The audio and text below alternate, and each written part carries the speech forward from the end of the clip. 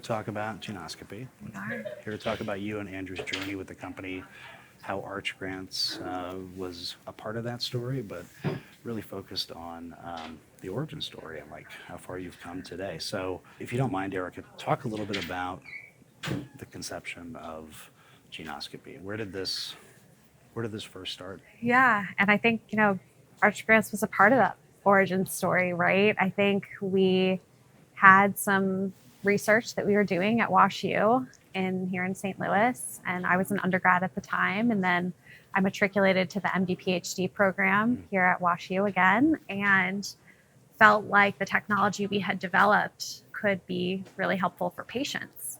And I think at that time we were looking at how we could start a company and really needed a lot of help around that across a number of different fronts, whether it's fundraising or resources or labs or KOLs or scientists. And, I think Arch Grants was one of the first people that believed in us, one of the first people that invested in us and gave us a lot of those resources to help us build a foundation to be successful. That's great to hear. Certainly what we try to do, we try to come in at that impactful moment where we can help accelerate growth of a great idea and the great people behind it. But like maybe go back a little bit further, like when you first put on a lab coat as an undergrad or like entered that space, did you see yourself as an entrepreneur, as somebody that wanted to start a company? I think, in the early days, you're just trying to figure out who you are, what skills you have, if you have that grit to be an entrepreneur. And so, really in the early days, we were just testing the technology. We were trying to see if we could look at RNA biomarkers in stool samples to diagnose disease and if that could impact the lives of patients and providers. And so in the early days, I would say we were really focused on building out that technology and finding ourselves as entrepreneurs and really trying to understand where we had strengths and where we had weaknesses and build around that initial skill set that we had as a startup. I'd love to hear more like on the personal side, like what took you into Erica. Erica, why did I become an entrepreneur? Or why did you pursue, the science that led to it? And like talk a little bit about that story. I've never really heard that part of it. The actual origin. The actual origin. Like story. where I got bit by a spider and turned into right. Spider-Man. Yes. So I'd say the impetus for Geneoscopy developed through a combination of what I was doing as a physician scientist and as a medical student. So we had developed this really amazing technology to isolate genetic data from stool samples. And we were applying it to a very niche condition, children in Africa, and trying to alleviate malnutrition. And it's not something you necessarily see here, but as I began entering my clinics and seeing patients on the floor and seeing the impact of gastrointestinal disease on individuals here in St. Louis and here collectively in the United States, I was thinking more broadly of how we could apply that technology to those patients. And specifically, I met a woman who presented to the hospital with stage 4 colon cancer, and she was only 52.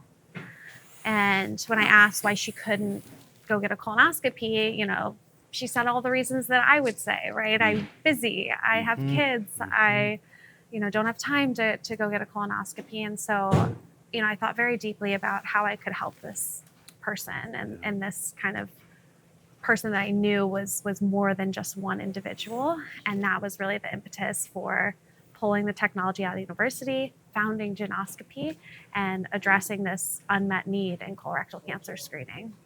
So once you had isolated this potential solution or this approach to diagnosing not just colon cancer but other gastrointestinal diseases, what was the where did Andrew come in? Like where did that call? Was he like, what are you working on over Thanksgiving dinner? And you said something like, what was that story? Well, that was interesting. So Andrew and I have very different skill sets. I am the nerdy scientist.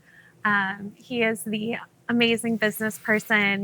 He did investment banking, he did private equity, and at the time he was earning his MBA at Wharton.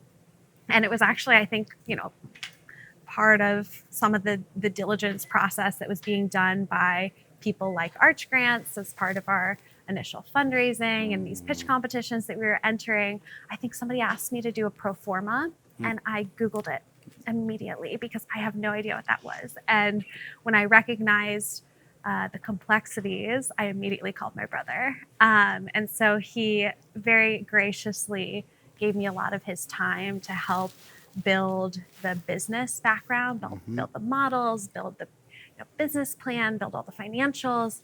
And I swear, as a medical student, I had the most robust financials going into these pitch competitions that anybody has ever presented. And that's how we recognized what an amazing team we were. And I think that was the impetus for a really beautiful relationship and the foundation for Geneoscopy in terms of what we wanted to create together. Yeah. What was it like, final editing again? What was it like growing up, the two of you? Like, what's the age difference? So we're 2 years apart. I'd say until about 10, we were the typical, kids that fought, drove my parents crazy. But, right around that teenage year, we became best friends. We both went to John Burroughs together, again, 2 years apart. I followed him to Cornell. And again, we got to spend 2 years together at the university. And then again, he went off to pursue business. I went off to pursue science. And when we founded Geneoscopy, we kind of came back together. We lived in the same apartment complex for some time and commuted to work together. At one point, we even shared a internet router to be scrappy entrepreneurs and save a little money. In the same building. In the same building. He was right on top. Well, that's great. Yeah. So, throughout life, we got married on, adjacent weekends. We've now both had kids that are about the same age. It's just been really great to go through life with him together. That's awesome. And is it just the two of you, or do you have other siblings? It's just the two of us. I told my parents we could have used a patent attorney, but it's just the two of us for now. Yeah. So good segue. Like, where did you get? Who was the first person outside of you and Andrew that you brought in on the company? Obviously, you must have had people in the lab that you were working with, professors or whatever. But who are some of those first people around? Yeah, I think. I leveraged every resource that we have here in St. Louis to fill in those gaps in knowledge that we lacked as very young entrepreneurs. How old were you? I was 23 at the time, 24 at the time. And so I think people are looking for a little bit of gray hair, looking for a little, rough, having that experience and having some of those scars to prevent you from falling into traps. And I completely understand that. And so as very young entrepreneurs, what we did was supplement our experience, our passion with people who've been there and done that before. And so whether it was getting KOLs or scientific advisors in the scientific community, or making sure that we had individuals from the business community that could help us navigate some of the more complex business approaches within regulatory. We're in a very regulated environment, making sure that we had people to keep us compliant with all those regulations. We just leveraged consultants and a lot of people that are here in St. Louis that know what they're doing and keep us from, falling into obstacles that are avoidable. So at 23, and Andrew must have been 25. 25. You had both gone away for school. You'd come back to WashU. You'd gone on to Wharton. Was it a foregone conclusion that if this business was going to take shape, it was going to be in St. Louis? I think Andrew and I grew up with entrepreneurs in the family. My grandfather was an entrepreneur. He built a really great paper company and binder company here in St. Louis that he ultimately sold. My dad was an entrepreneur, and him and my mom started Precision Practice Management together, which is a medical billing company. And I think we recognized how much fun entrepreneurship is, and we recognize how fun it can be to do it with your family. So you saw your mom and dad running a business together growing up? Is that what you said? Yeah. My dad kind of started with Okay. a couple of partners, and my mom helped a lot with the legal Yeah. components, and especially early on, there's a lot of stuff to do. So they were always talking about it around the dinner table and things like that. Yeah. Yeah. What about that? Like, is it always business? I mean, because Always business. because I mean, this company has gone from the kernel of an idea in a lab to a really successful biotech company in St. Louis. So it must demand a lot of time. Where do you guys? How do you carve out time where you just spend time as a family and not talk about the business? I definitely, you can imagine that we're at Thanksgiving and that's all Andrew and I want to talk about sometimes. And, I think our whole family's invested in Geneoscopy and really excited about us and about the company and the success that we've achieved. But everybody's got to find that balance. And I think, making sure that you have other things going on, hobbies, activities, making sure, at least between Andrew and I, that we have other things to talk about. Now it's mostly our kids. I think a lot of people gravitate towards that once they have kids, but we definitely have things beyond the company that we enjoy. Yeah. I would hope. Deadpool. Yes, a lot of science fiction, a lot of Deadpool, a lot of Star Wars. I'd be remiss if I went an interview without talking about Star Wars. So Excellent. we definitely do have a lot of fun outside of the company, but it does make, those dinners and those moments very special, and bringing our family into it and them being excited about it too has been really special. So you said, we don't have to get into it. You said the whole family's invested, obviously, like invested in you guys as family members. Yeah. Maybe also as initial backers. Yeah. Talk about like what was that first check that you guys received to put some legs under this idea? Yeah, the first check was from me and Andrew. So we felt that it was important that if we believed in the mission, that we would ourselves invest. Yeah. I would say that a lot of our initial friends and family round came from our immediate family and our friends and people here in St. Louis who, maybe didn't quite understand every component and didn't do as much diligence as we're now doing as part of our Series C, but they knew who we were. They knew we were passionate. They knew we had the fortitude, the grit, and believed in us. And I think that is really St. Louis, just putting money in their people. And those initial days, there's a lot more stress on you to perform because you're not just spending VC money, right? You're spending the money of people who trust you and believe in you. And so I think that gave us a lot of passion, a lot of drive to execute really early on. And I think that was really helpful for us to feel like we had a community supporting us here in St. Louis. Whose idea was it to apply to Arch grants? I think I got the initial application open. If you're going to ask who did the vast majority of work to get us a great application and get us through the process, I would definitely attribute that credit to Andrew. Again, I think he put together a phenomenal pitch deck. He put together all these pro forma statements, and we collectively applied and we pitched. And I think we were so grateful to kind of have that opportunity and have that opportunity here in St. Louis where we grew up. Had you won any, had you participated in or received awards through any other pitch competitions before then? I think we had received, I'd have to go look, but I think we had applied to a number of competitions and received some grants and things like that. I'd say the capital and the resources that came from Arch grants is what we leveraged to validate the initial technology.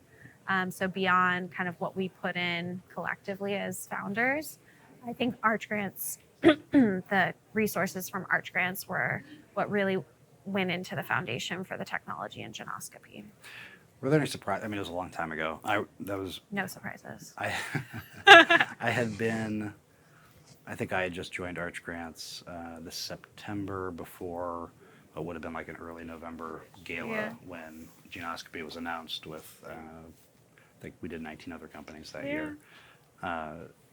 Was there anything that stood out about that experience at the event or as part of the welcome into the Arch Grants community? I think, again, when you're starting a company, you're so focused on getting capital. And I think, that's the bloodline of any startup, is making sure that you're not running out of money. But there's so many other things that you need to do that's beyond spending money to make sure that you're successful and setting yourself up for success and iterative increases in valuation. And I think those were the most important resources back in the day when we were just getting started. Again, making sure that we had key opinion leaders, making sure that we had regulatory support, making sure that we had legal support, making sure that our contracts are being reviewed appropriately, making sure that we were able to source talent effectively. I think we used Arch Grant's resume book to find our first 2 employees who are actually still here today, That's awesome. which is amazing. And there's so many fronts you're fighting as a startup company that you don't think about until you're surrounded by a group of very experienced entrepreneurs like we had in Arch Grants, within our cohort and within leadership, to make sure that we're doing things right. Yeah. Do you stay in touch with anybody that you met through Arch Grants? Were any of those relate? I mean, obviously, 2 of the people you just mentioned you brought on through the resume book we had at the time. Anybody else that sticks out, whether it was a peer in the cohort or one of the connections that Arch Grants was able to make for you? Have any of those lasted? Yeah, I mean, I think, obviously Ginger was a huge influence on, I think, everybody in St. Louis. If you don't know who Ginger is, are you even here? Right. But, I think the whole ecosystem in Arch Grants has been present throughout the last 8 years. I think I get inbound from new companies that are applying today and, are asking for help in how to get an Arch Grants award. And I love when I get those emails because I get to relive the days when we were just a little startup. I'd say that another mentor of mine that I met through Arch Grants was Dr. Philip Needleman, who recently passed, and he was so influential. He was a mentor to me. I treasured our times at Panera, which I know he spent many mornings at Panera with a lot of scientists. And I met him through Arch Grants, and he was just instrumental in getting me from idea to FDA approval. And I actually had an email drafted to him letting him know that we got FDA approval before he passed. So It was a huge loss. Huge loss, but he was one that stuck out for me from why I feel grateful that we were part of the Arch Grants community, because he was such a big support for that. In terms of that first 50,000 that Arch Grants, the Arch Grants Award was at the time, and now we do $75,000 to $100,000 grants. But do you remember where you put those dollars to work? I do. We had a portion of it that was dedicated to our legal and kind of putting a fortress around our intellectual property. A portion of that was dedicated to, we got pro bono services from Polsinelli, which was incredible. And we actually still work with them today. So that's been a really great relationship. And then the vast majority is to the science. So we were able to get our own co-working space down at Biogenerator. We were able to get some pipettes. We were able to source some samples.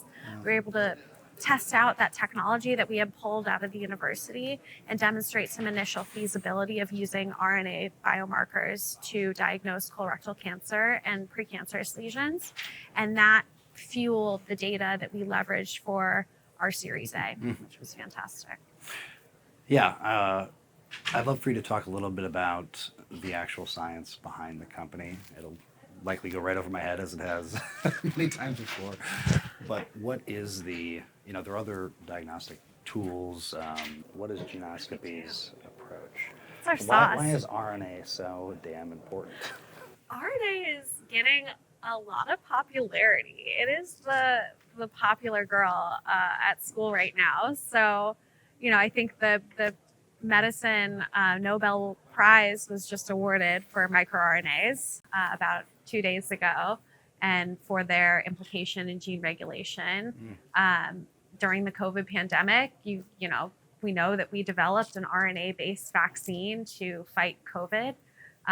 So RNA is definitely having its moment in the sun right now, and we're definitely a part of that movement. So what we've recognized is that RNA is a much more dynamic mechanism of monitoring disease, and specifically when you're looking beyond cancer at inflammatory disease or infectious disease, RNA is really the only source of understanding changes in a patient's status over time. So we have our oncology vertical where we're using RNA biomarkers to diagnose colorectal cancer, but we also have our inflammatory vertical, our autoimmune vertical, where we're using RNA biomarkers to diagnose, monitor, and treat inflammatory bowel disease like ulcerative colitis and Crohn's disease.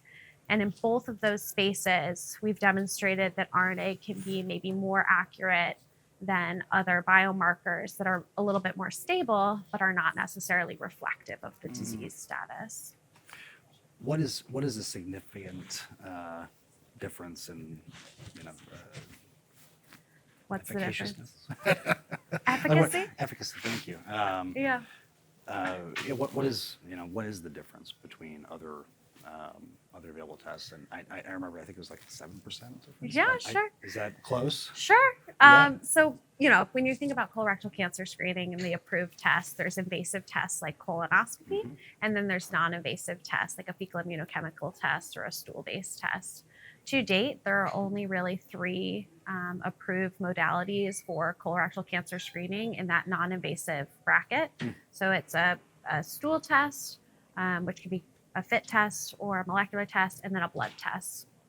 What we've demonstrated in our pivotal study, which was published in JAMA of October 2023, was that we had 94% sensitivity for colorectal cancer and 46% sensitivity for precancerous lesions called advanced adenomas, which if you detect them, you can actually prevent the development of colorectal cancer. And so with that accuracy profile, we've been able to obtain FDA approval for this diagnostic and bring that test to market.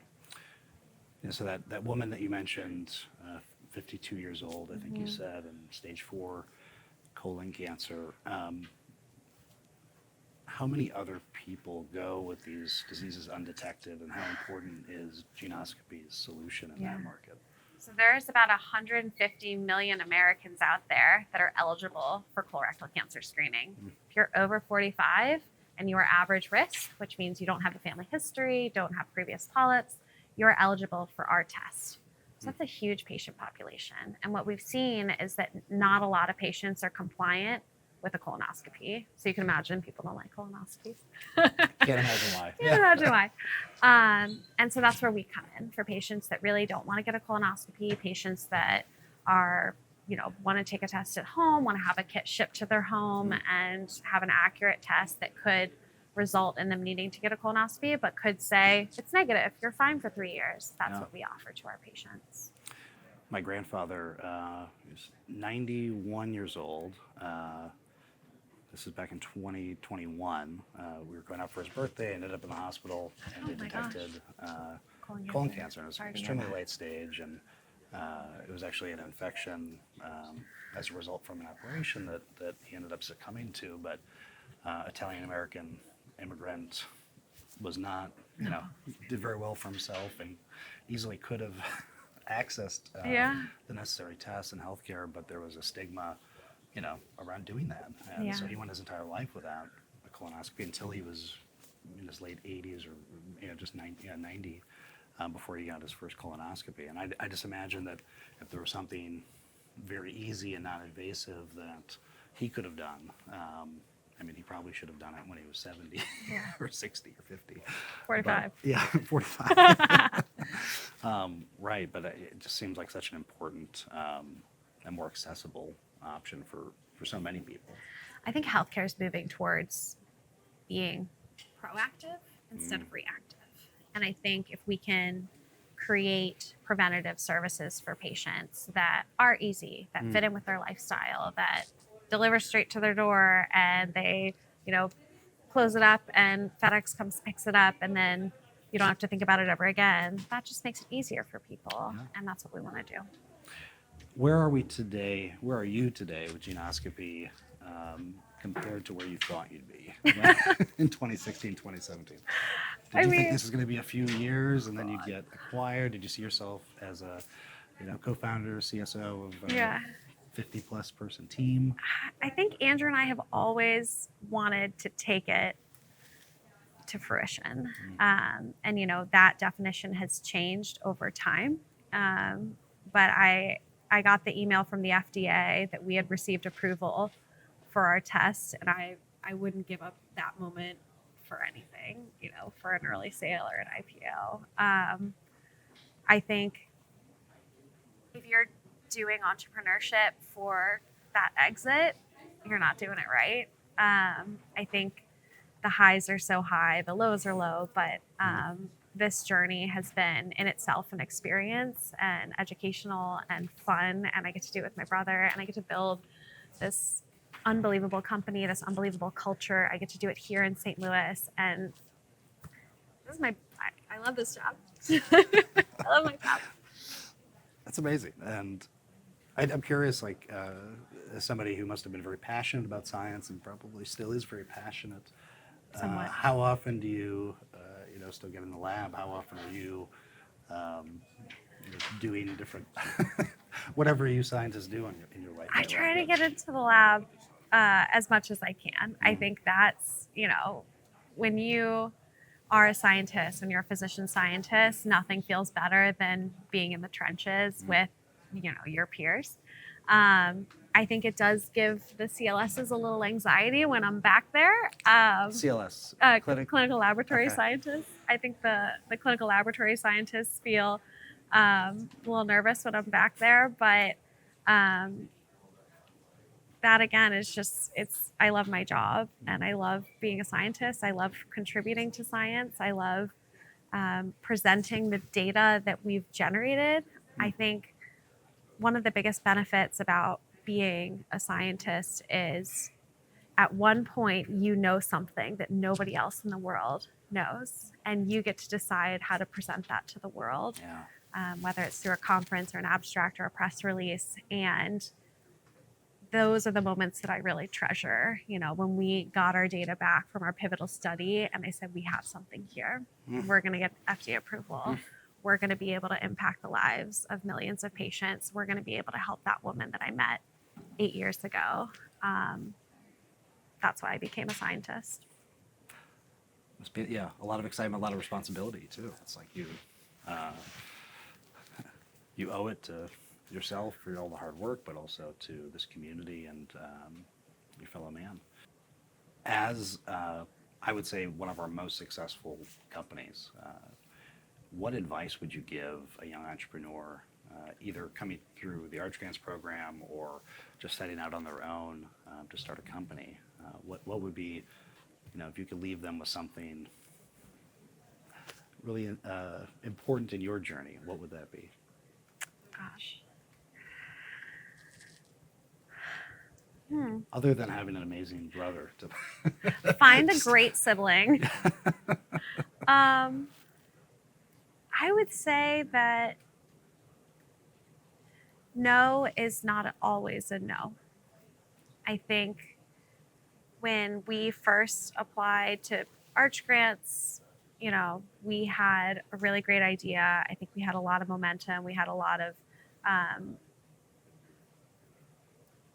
capabilities. But when you look at all these press releases and you look at all the success and you look at what we've accomplished, that's the tip of the iceberg. I think beneath that is a lot of no's from a lot of companies. It's a lot of not today's. It's a lot of, we're sorry, we can't invest in you because of XYZ. It's a lot of, we can't partner with you because you don't have a regulatory whatever. And I think you see a lot of the success in the media and you see a lot of the attention, but be persistent when you receive that no. If you apply to Arch Grants and you don't get it, that's not necessarily a no forever. And that's definitely, something that we were able to do is overcome some of that negativity, or more importantly, leverage it to kind of make yourself better and prepare yourself better for the future so that you can turn those no's into yeses. I love that. No's to yeses. I think we can all use advice like that in any facets of life.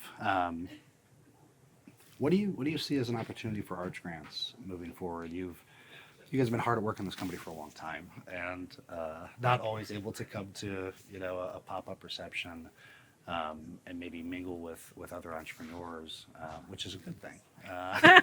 In this context, I mean, you guys have been just doing phenomenally well. But from your vantage point now, what do you see as an opportunity for arch grants in the coming years? Yeah. 12 years in now, we are. It's shocking. I mean, if you guys look at us and think that we're successful, we're doing the same thing. I'm looking at arch grants and just seeing the immense amount of success that has been created to ensure that my hometown, which I love, is not just on the map for a hub of entrepreneurship, but is actively sought after to build and grow a company here. The resources that you provide the company, again, beyond the funding, but just nourishing those startups, finding the diamonds in the rough, pulling them here into St. Louis, throwing them into an incubator, making them talk to each other. It's incredible.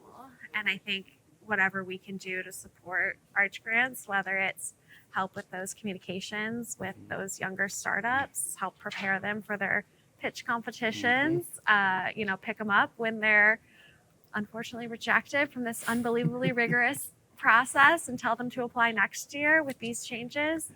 That's what we're working on now, is a lot of that mentorship, and hopefully that, our relationship with arch grants is so good and will evolve over time for sure.